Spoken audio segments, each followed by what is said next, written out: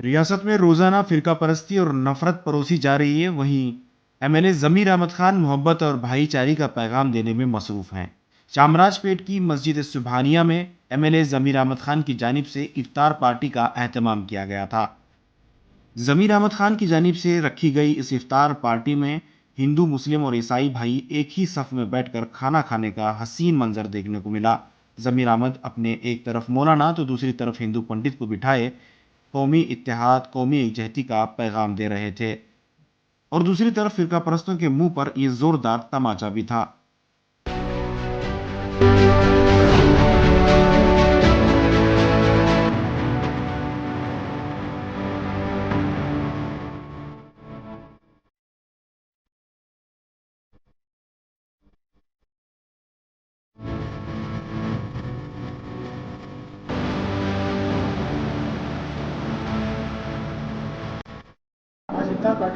नहीं, ऐसे ही वो इसके अंदर ये रमज़ान का महीना भी था, ऐसे ही तमाम मस्जिद के ज़िम्मेदारान भी आ रहे हैं, तमाम मंदिर के ज़िम्मेदारान भी आ रहे हैं, तमाम हमारे चर्च के ज़िम्मेदार आए, वो इसके हिसाब में आज एक मेरी तरफ से एक आम इफ्तार पार्टी भी रखी है।